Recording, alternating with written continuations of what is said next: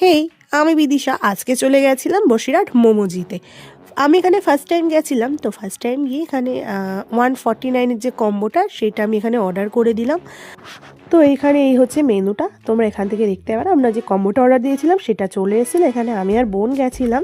তো ফার্স্টেই ছিল বড় সাইজের একটা কাটলেট ছিল, এখানে ফ্রাইড মোমো ছিল 3টে, আর গন্ধরাজ ছিল না বলে ওই জন্য ফ্রাইড দিয়ে দিয়েছিল। আর ছিল স্টিম মোমো আর কুরকুরে মোমো, আর সঙ্গে ছিল স্যুপ। দেখেছো 149 এতটা কম্বো, জাস্ট ভাবা যায়।